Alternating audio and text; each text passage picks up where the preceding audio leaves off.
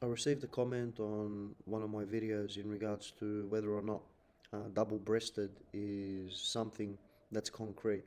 And to be honest, I think concrete is too strong a word. But I do think that a case can be made, um, or I believe a case can be made for a double-breasted. Now, in the article, No Borders for Innovation, circa 2,700-year-old Assyrian style leather scale armor article, they show an image and do a comparison of the armor that they found in China and analyze the one that's at the Met and notice that there is similarities in the construction between this particular type of armor that's at the Met and the one that was discovered in eastern China. It goes into the arrangement of the scales that are on the leather backing. But my point is here's the configuration. So this they presume is the front, but it doesn't have a back, I believe. So you would wear this on your front part, but I think it could also be worn on the back, and this wraps around your torso. So so this long strip, you've got a side strip here, long strip here that will wrap around your torso. Notice the V split here, and this is the inside of the armor. The pattern of what the armor looks like from the inside, and that's what it looks like from the outside. So from the face, you would get this type of pattern. It's beautiful. They got all the dimensions. So if you wanted to recreate something like this, uh, it's not uh, it's not mysterious. Here's a beautiful drawing. Here are the shoulder pieces that are attached via a string to the upper back section, although I think it could be worn both ways. Um, Front section in their case, they reckon it's the front. Anyway, so what's happening is these cords, this cord would be attached to this cord, and this cord would be attached to this cord in a crisscross fashion over the back. Okay, but here's the comparison they make. So let's go down. They start doing the comparisons here. You start to see an example. This is how they think it was worn. Something similar to this, and this is from a later type of Chinese apron armor. However, the one that they discovered will also have a back section here, like because that long panel on the side wraps entirely around the torso. Okay. So comparison here. Comparison with the scale armor from the Metropolitan Museum of Art, New York.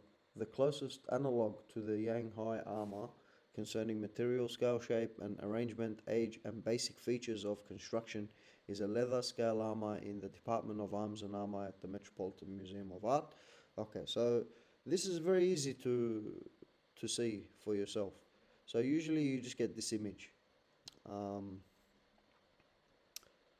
Let's see if we can download this image. Full size. That's full size? No, don't worry about it. If I open it up in the PDF, I think we can get a much bigger image there.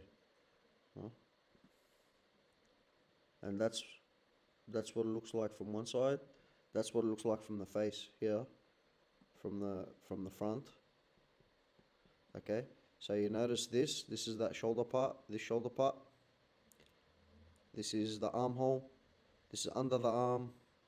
And then see how this part goes over here. There's your strap here on the face of this, and there's your strap here, which you tie this side to this side. So that I think there's a significant amount of armor going across underneath this, which I think we can see here.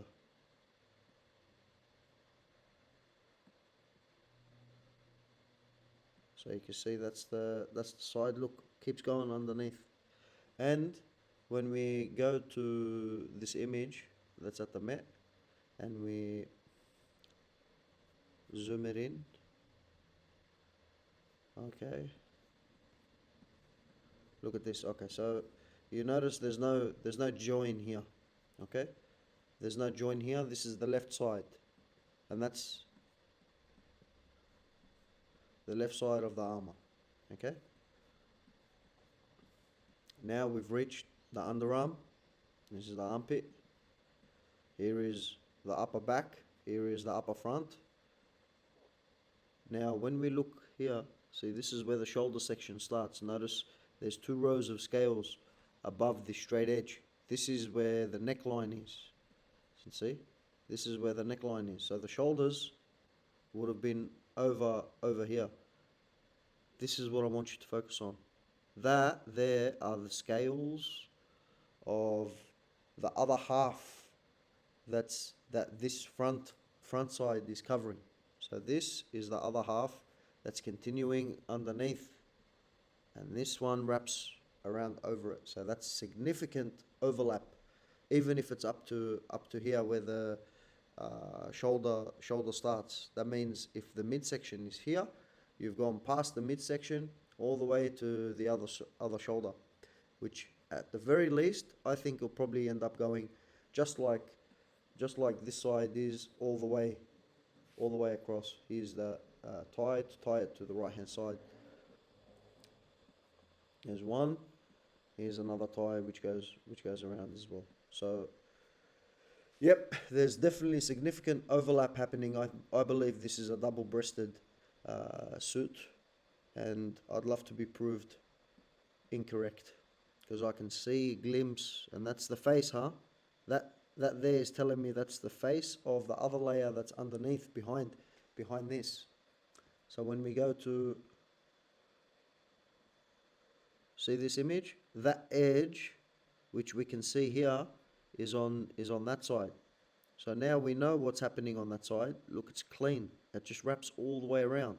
Now when it's flipped over, this edge is that edge there. Okay, and you can see the significant overlap under there, which is what I had identified from this image here. You can see it peeping through. That layer is continuing underneath, at least to about there. So there's significant overlap, and in my opinion, it definitely is a double-breasted and not a single-breasted scale front. So here, if the conclusion of the people that wrote this article are correct, and this is also an Assyrian infantryman's armor, which is what they're suspecting, whereas the one that they found in China was a light infantryman, a light cavalryman's armor. Then here you can see that the heavy infantryman in scale armor made out of leather, with a double-breasted front, and the wraparound skirt at the bottom, which is sewn onto the final row. So yeah, this is one. However, when we go to, for example,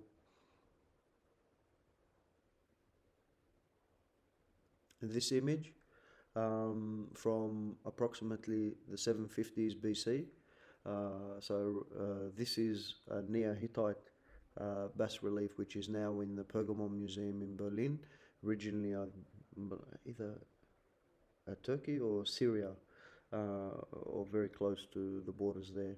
You can see the bas relief is composed of three sections, or three actual slabs, which have been reduced in their actual thickness, in order for them to have been easier to transport back to Europe. However, originally they would have been about 1/2 meter thick.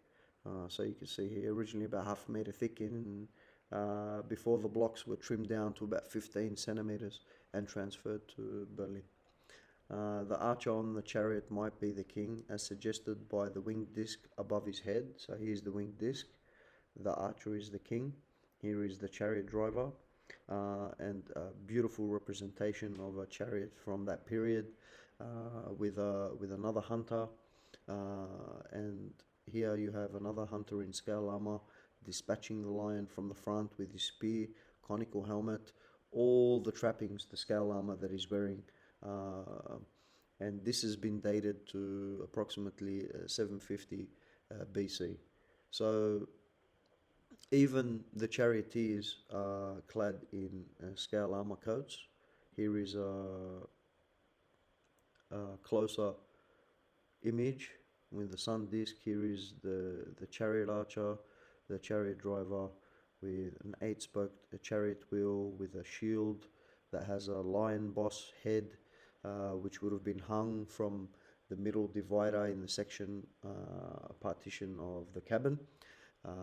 So you also have V-slot mortise and tenons, inner fellows, outer fellows, and clamps as well, which are used to help hold the inner fellow and the outer fellow together. You can see that the horse is also armored in a blanket that's composed of scales, and the scales have got a curved head at the bottom. Likewise, the suits of armor that have been worn, and here you can see these coats are held fast at the waist by a broad belt. Presumably that also would have been bronze. And here you can see it's sleeved, and the curved heads of the scales are pointing down, and there is clearly a split of this coat. So it's a coat, and there is an overlap. And not only is this image important, but also the Assyrian ivories that were found at Kalhu also show images of heroes wearing coats of armor, scale armor, which are clearly indicating the split down the middle, and the overlap is also relatively easy to distinguish. So I do believe that from the imagery, the iconography, from the ancient Near East at the time, would be enough to verify that the coats, there were scaled armored coats that had splits down the middle, or were double-breasted, so to speak, so that there would be an overlap between this half of the scale armor and this half that it went over onto. So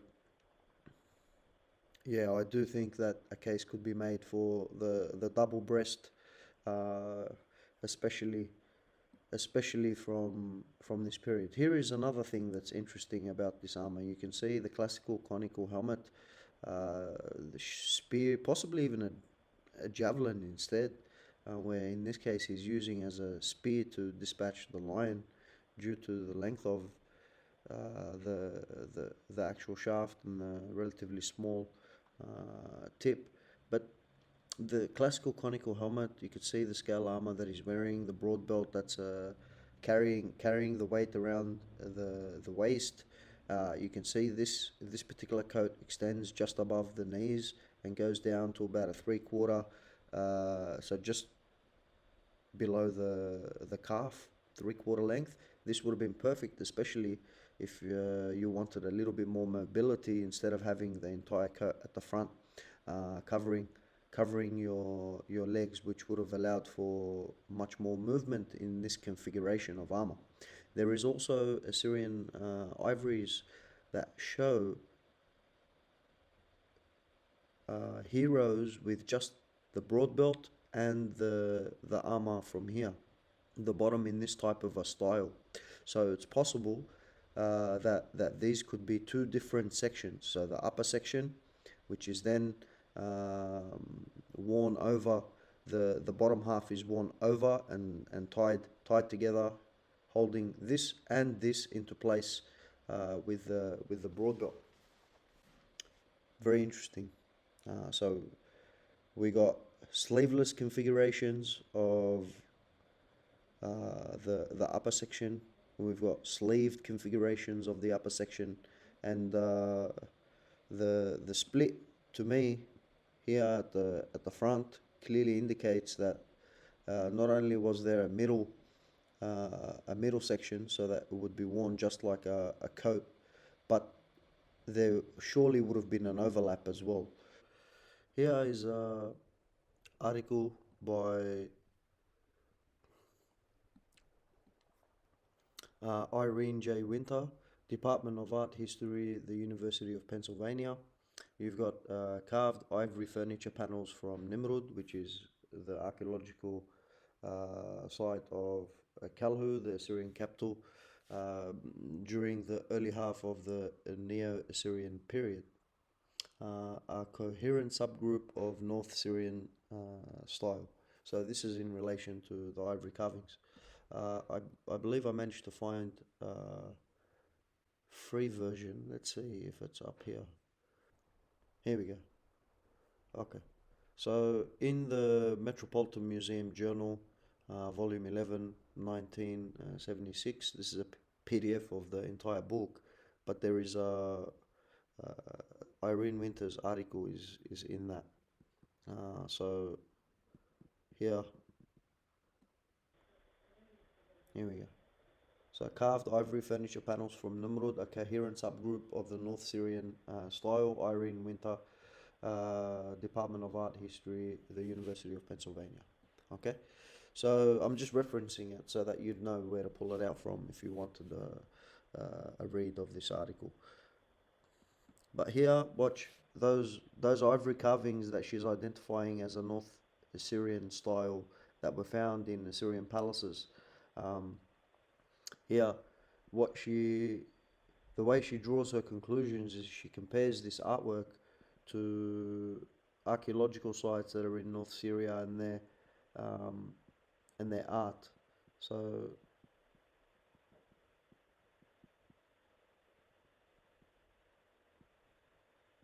we come down further, still ivories, still ivories. Here we go. So now she starts looking at the bas reliefs. So that's obviously not a bas relief, but this one, but this one is, and she can see obviously the the stylistic resemblance from the actual artwork from the North Syrian Neo-Hittite sites, and can identify as an art historian expert the similarities between the bas reliefs and the actual ivory carvings.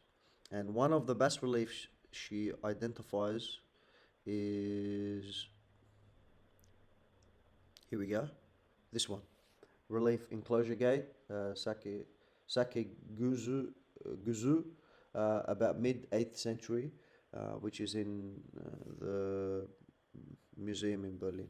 So it's a three piece. This is exactly the one that I showed you before. But in this case, she's referring to the fact that these four rosettes have a special significance, which I believe are tied to the goddess that the Neo-Hittites at the time worshipped and represent her symbols. And she relates those rosettes to ones that are found also on the ivory carvings. So, anyway, when we look at some other ivories from Nimrud, so for example, furniture from the southwest palace, Fort Shalmaneser in Kalhu in modern day Iraq. Let's see, is it this one? Yeah, here's the plates of that particular book. Okay, so let's have a look and see the ivory carvings to identify what's going on. So we'll blow them up.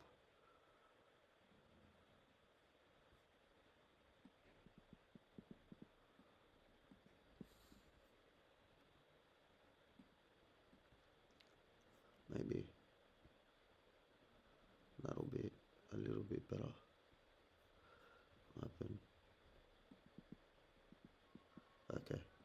So here we can see scale armor coat worn with a tunic, possibly even a shawl wrapped around the bottom.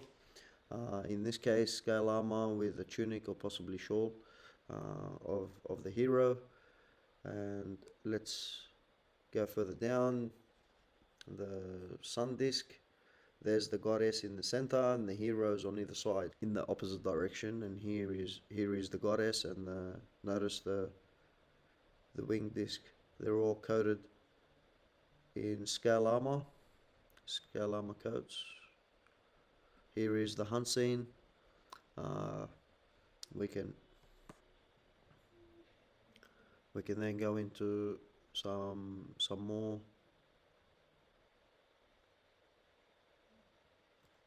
Oh yeah, that's the actual chariot.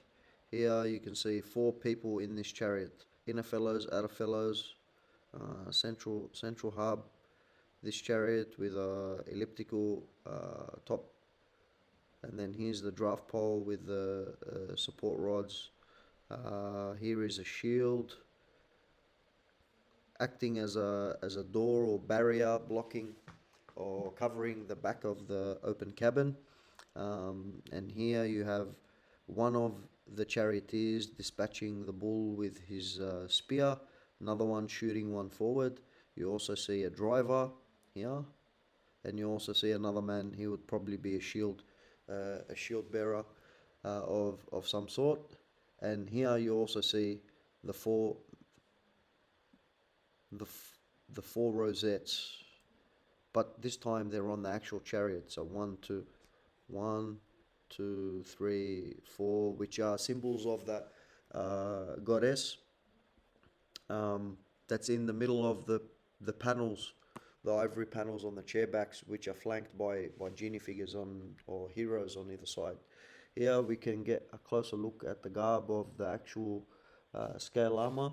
You can see this scale armor has got sleeves as well. Here's your broad belt, bronze, opens up. Here is the tunic that's being worn underneath. Notice the distinctive pattern. In this case, it looks like it's not a tunic because you can see the fringe, so this would be a fringed shawl, probably padded.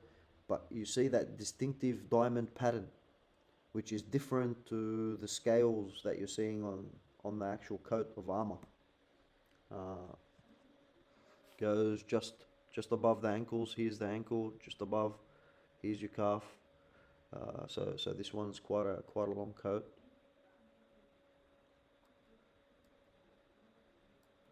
Here are some more. This one's a little bit more wasted, but you can still identify the scale armor coats, the broad belts that are being worn, and these would have overlapped in order for you to close it. So that is very important. Here is another chair back of a different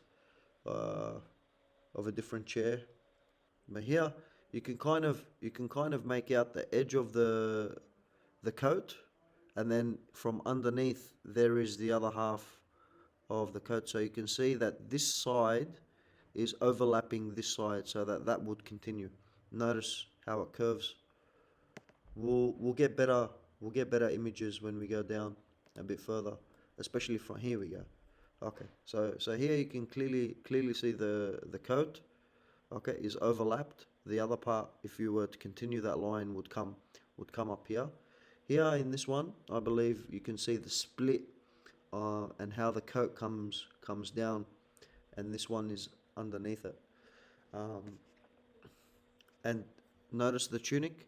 There's the quilted tunic or diamond pattern tunic underneath. Some historians believe that this is an armored tunic as well, or it could be a quilted tunic to help absorb impact from blows. You can see these ones. This one's more just under the calf, so 3/4 length. The ankles here. This one's about a hand or two above the ankle. So you can see how they open up from the front.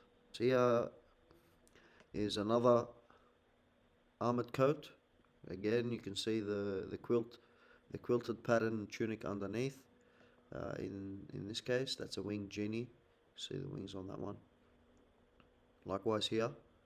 Here, look at the way that the armor overlaps, the coat overlaps. If you were to continue that line up, you would see that it juts out and then goes back in to conform to the neckline of the wearer. You know, there's definitely an overlap. So this is what's indicating to me that the coat could possibly have been double-breasted, not just single-breasted. Here again, here is it's much more evident. Okay, so what we have here is this hero is coated in a scale armor with sleeves, a coat. You can see the split. This panel is the right side, which is overlapped onto the left side. And if we go further down, you can see how it's overlapping, and there's more underneath. So you'll have a double layer protecting the very upper section all the way to the neck. Broad belt, you can see the way it's overlapping. This is a continuation of this. So this is definitely a coat with a double breasted overlap in the midsection of the torso. Beautiful ivory carvings, absolutely gorgeous. Here is another one. This is a different carving. Again, look at that. You can see the border of, even though it's badly damaged, but you can see, make out the border right to left. It's overlapping right to left. Sleeves again. Yeah, you can see the quilted tunic, and the way that the border of the tunic is made. Actually, the border of the coat that he's wearing, scale armored coat, he's wearing.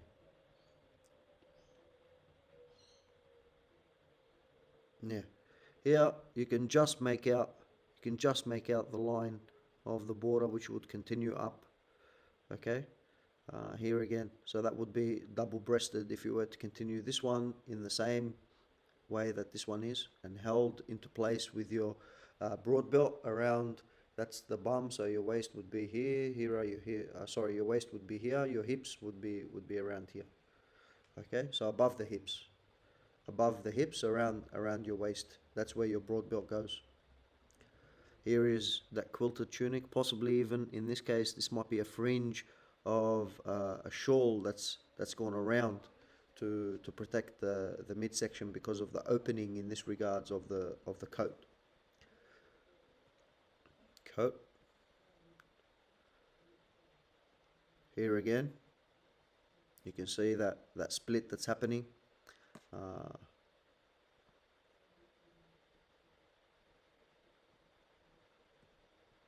Here again is another coated hero. Again, you can make out the coat and the quilted pattern of the tunic, or in some cases, quilted pattern shawl. Here again is another hero. So these are more ivory carvings, and we could just go on and on and on. I mean, the imagery. This is no fluke. This is not a mistake. They're not drawing this like this by accident. It's too consistent in the representations of their carvings. Here again, the quilted tunic underneath, a knee length, not even a fringe on the bottom of that tunic. Notice, and here is your coat. Your coat. Notice the overlap. If you were to continue, the upper section would continue, and this upper section would continue right over left. Here again, badly damaged, but we get the drift. Oh, here's the fringe. So this is a shawl. So this is a quilted or quilt pattern, diamond patterned shawl that's been wrapped around. So he could be wearing a thin tunic underneath with a wraparound shawl at the bottom, and then the coat over the top. Just saying. Here we go. Here is, although it's damaged, we can make out this is the upper shoulders. Here is the upper arm of the left arm. This is the right arm, right over left. You can see that big double breast swooping across. This side would be in mirror image, so that would be going across and then coming down as well. The broad belt holding it. Here you can see the entire opening at the front, and that looks like it's going totally across the chest, so that it reaches past the midpoint where your belly button is, past that. So that would definitely indicate to me that this is a double-breasted coat.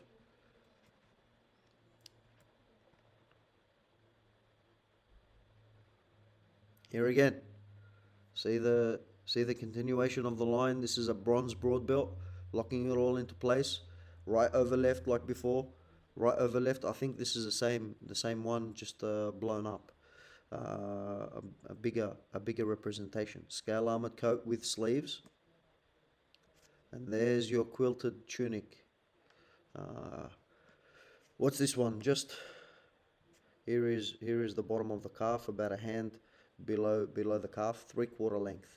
This is the ankle. Sometimes they can come up to the ankle, and sometimes 3/4 length. So yeah, here again, here again, here again. You can see that overlap that's happening of the coat. Here again, look at the way that the coat overlaps. In this case, this one's left over right, and this one's right over left. Notice the overlap, the broad belt, but the overlap. So yeah, I believe a case can be made for a double breast.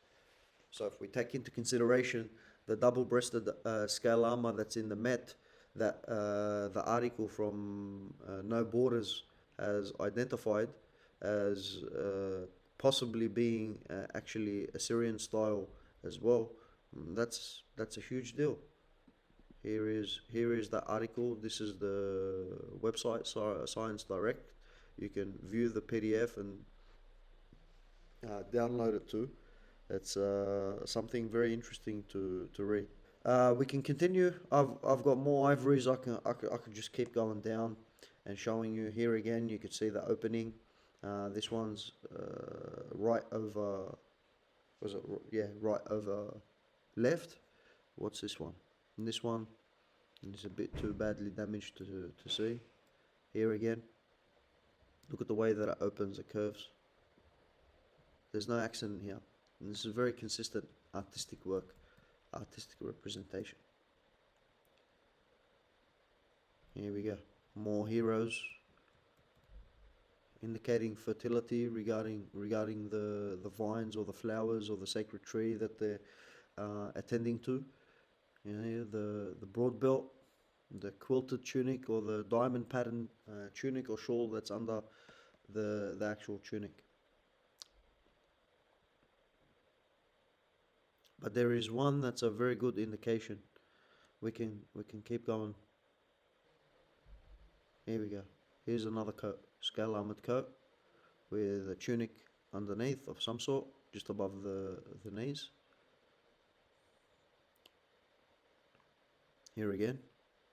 This one, the split down the middle is not really indicated on these ones here, but those other ones are. So there is definitely something going on. Here again, that quilted tunic underneath in the diamond pattern. That's the back of the chair. Notice the back of the chair, that's the backrest of the chair with these gorgeous ivory panels, carved panels. Okay, here, now, although this one's badly damaged, we'll get to representations further down of a different style now of armor. What you notice is the broad belt. Here is that diamond pattern quilted tunic, and then you see glimpses of that diamond pattern quilted tunic. However, he's only wearing the broad belt and then the scale armor on the bottom half. So it's possible that they could have been two separate pieces as well. Or they could have had coats, full full three-quarter length coats that were split all the way at the front, or they could have also had two-piece suits where the upper section was separated from the lower section and the broad belt tied both of them together.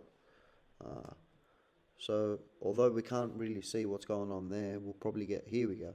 Okay, so that's the quilted pattern tunic up until the broad belt. The broad belt comes down. Now you see the scale armor starts. This is a wraparound. So it could be made in two ways. It could be separate from the broad belt, but it could also be a piece of leather that's attached to the bottom row, because we do see holes at the bottom of these broad belts which would have allowed for stitching to happen. Actually all around the broad belts you see. So it would have had a leather lining, but there's nothing stopping you from making a long leather attachment to that belt upon which you would stitch your scales onto. So that as soon as you put your belt on, you're putting your armor on, or the bottom half of your armor at the same time. And what this does is it allows a little bit more protection for the groin area here. Sometimes they come down to about here, just above the knee. We'll see. Again, here we go. Quilted pattern tunic.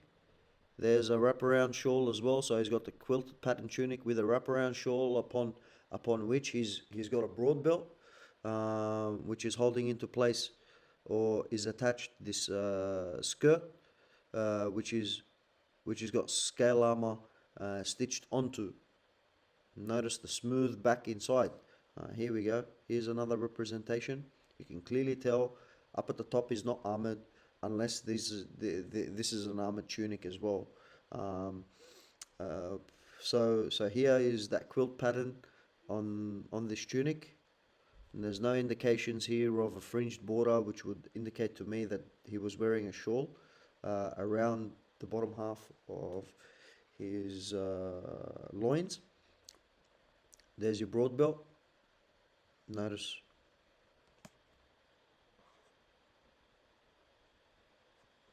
here again, quilted pattern. Upper half is not armored, lower half is scale armored.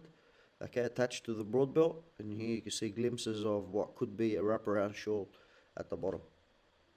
Here again, there's your see the quilted pattern here shown through under the scale armor, and here it is. The broad belt sits on top, and scale armor only on the bottom half. Look, see, only on the bottom half.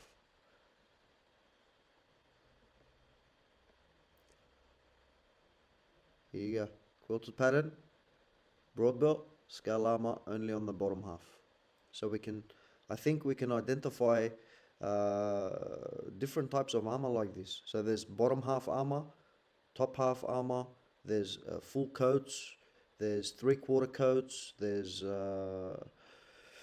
sleeveless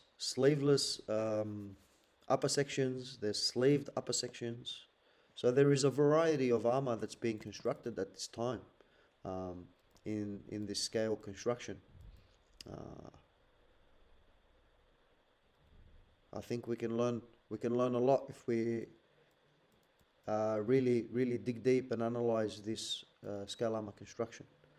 Here again, you got two figures. What are they holding? Hands or holding something?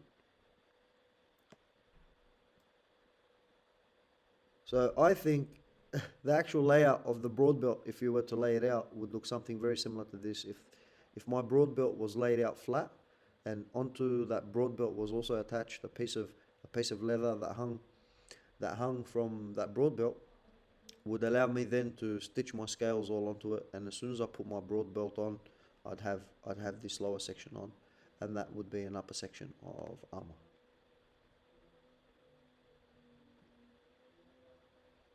I think there's one more image that I wanna show. I've got to go down, go through them. I think let's got armor. Otherwise, we're gonna spend all day going through these.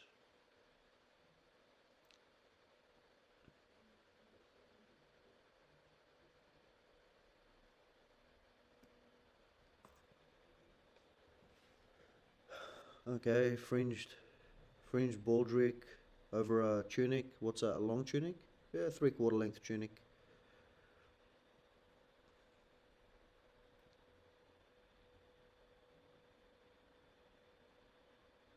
Woman's dress is slightly different. Here again, you can see the fringe baldric he's wearing. And the tunic, here's the end of it. His feet shod in sandals.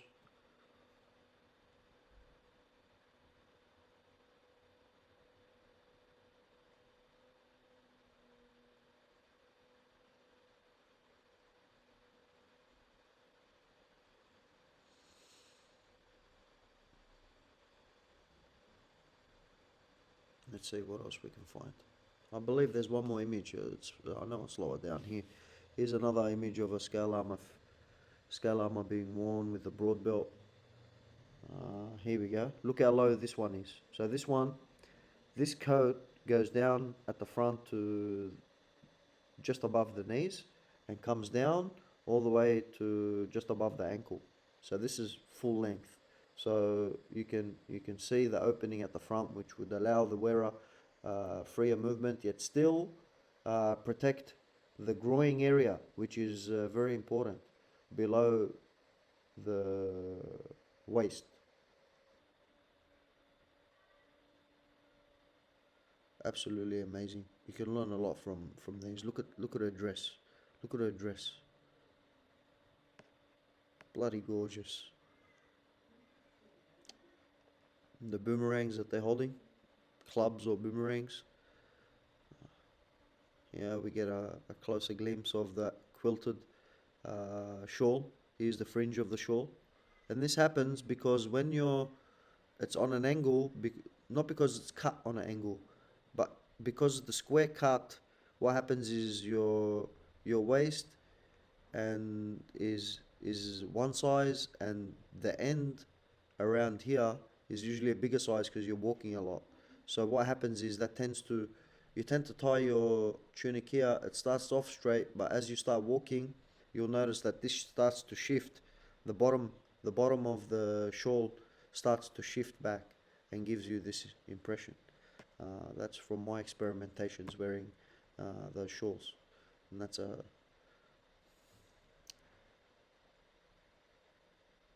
come on. I know it's coming soon. Here, eagle figures. That's an eagle genie. That's the goddess sitting on her throne. And here's the genie again, bucket and cone in hand, wings. Same imagery. Okay, ta-da! Here it is. So we finally find that hero motif again. Here's the coat. Here's the bottom edge of the coat. You can see this is the right hand side, which is overlapping the left in this case. Clearly, that is definitely double-breasted. Double-breasted and going down. So there is quite a significant overlap of the coat here at the front.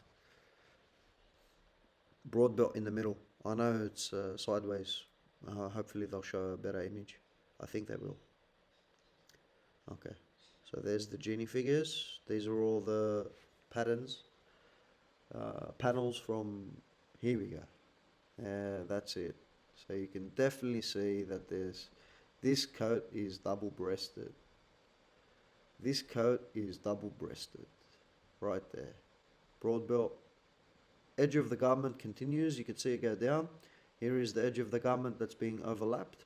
This is the one that's being overlapped. So underneath here, this too would be, even if it's a straight cut, this one is doing significant overlapping at the front. And he also would be wearing a tunic of some sort, since it opens up in this way. So yeah, I think a significant case can be made for double-breasted coat, double-breasted upper section of scale armor.